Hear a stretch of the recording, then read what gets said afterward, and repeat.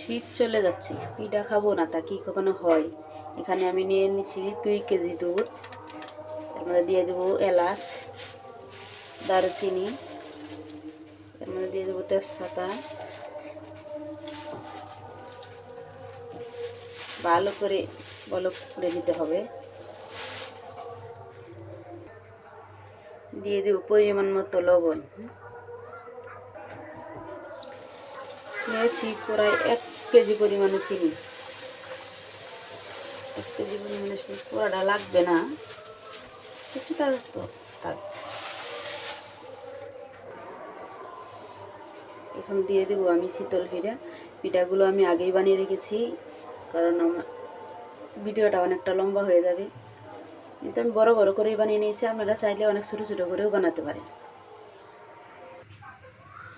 5 minute পরে আবার ফিরে এলাম, আমার পিঠা তো হয়ে গেছে।